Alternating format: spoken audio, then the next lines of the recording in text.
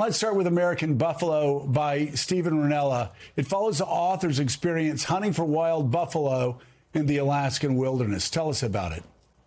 At the founding 250 years ago, there was something like 40 million buffalo in the United States. 100 years later, there were only a few hundred left.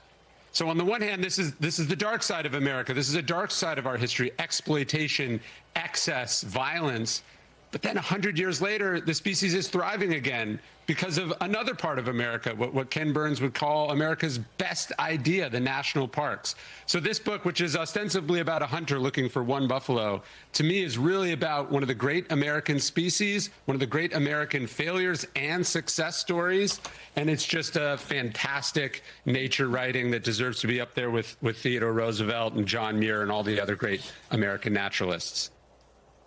Yeah, for your next book, you choose from Taylor Branch's extraordinary trilogy that follows the civil rights movement. And here, of course, this is the apex of it: Parting the Waters, America in the King Years by Taylor Branch. Talk about it.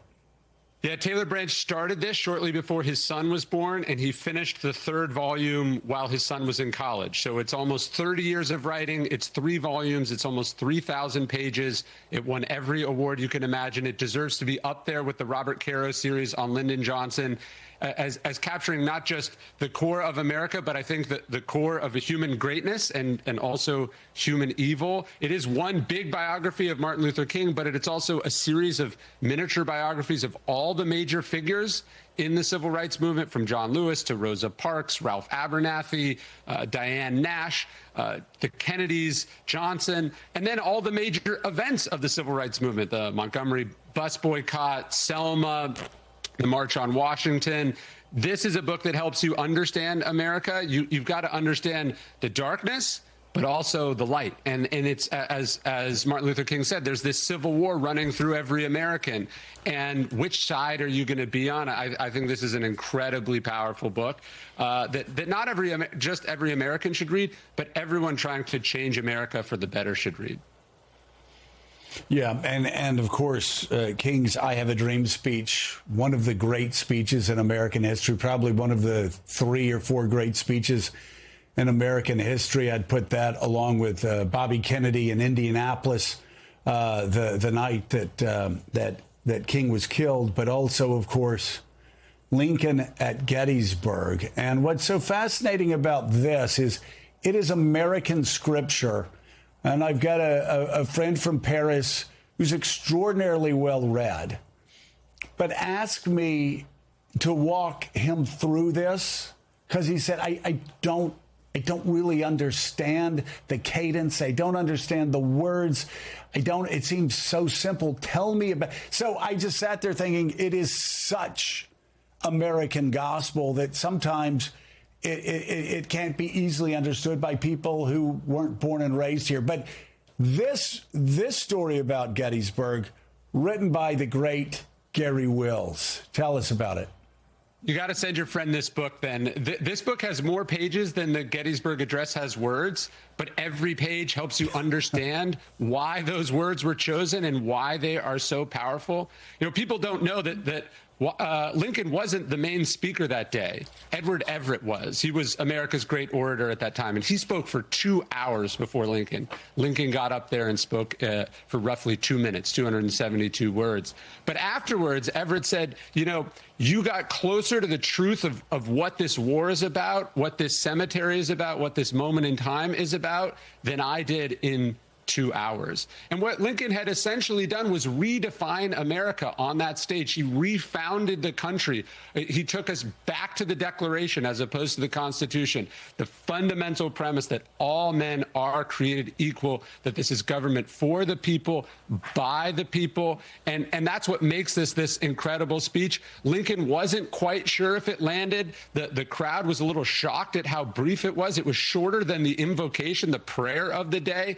And yet every word is just so perfectly chosen. There isn't an ounce of fat in there, that he just gets to the essence of it. And he gives us something we've been aspiring to live up to every day since. It just absolutely extraordinary. In in its brevity as well.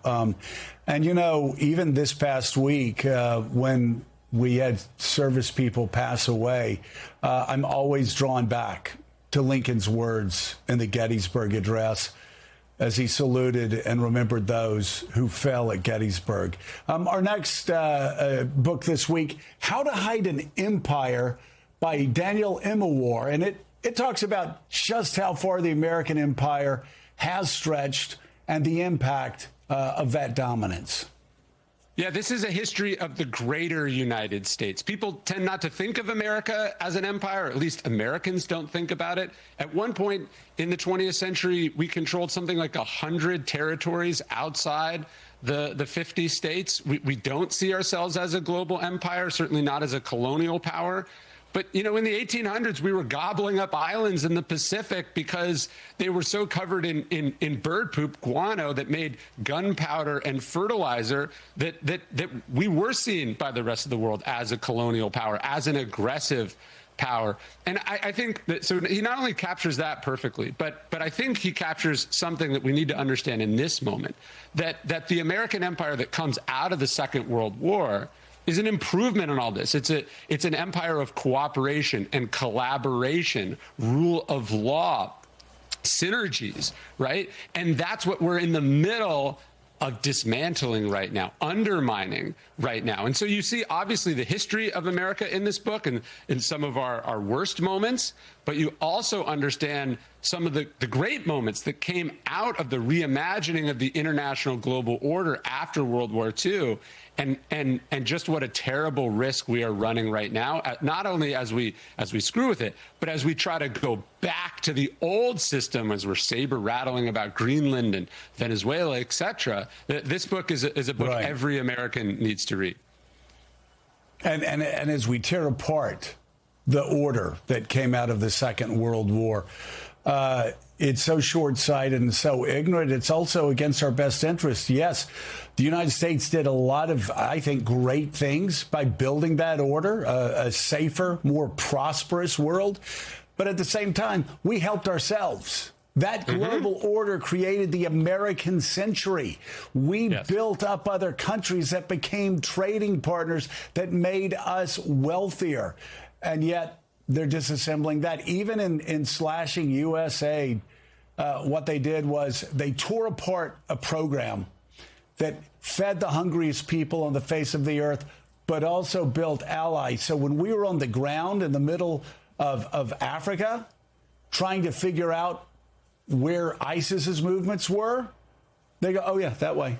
Yeah, we heard they're in a village or two over there. But all that being cut up by people that are too stupid to realize what that order created after World War II. Let's talk about The Pursuit of Happiness by Jeffrey Rosen.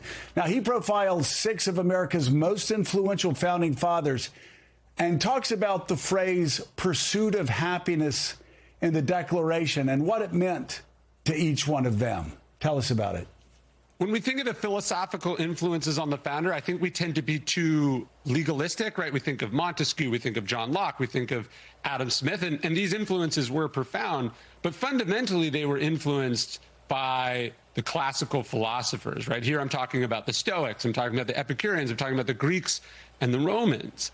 And it's this influence that shapes their conception of what the good life is, what the government was designed to help enable. When Jefferson is talking about the pursuit of happiness, people at the time understood that he meant the pursuit of virtue. He meant the pursuit of the good life. And he meant this in the idea, the classical virtues that we get from the Stoics: courage, temperance, justice, wisdom. So Rosen here explores that influence on the founders, which I think is not well understood enough. You know, Adam said, you know, without virtue in the people, we go through the Constitution like a whale through a net. And that's what this book is trying, I think, to restore and help us reimagine. I love Thomas Ricks' take. Yes, First Principles, incredible book as well. They go together. It's an extraordinary book, but he said that Jefferson was surrounded by wannabe Romans. They all wanted to be Roman. The influence was all Roman. And then here you had Jefferson, influenced by the Greeks. So you had life, liberty, and the pursuit of happiness? What? Again, he was writing it, baby. So if he was influenced by the Greeks, he put that and the pursuit of happiness. But you bring up a great point and go dig a little deeper on it. Only Jefferson would have put that phrase at the end of life, liberty.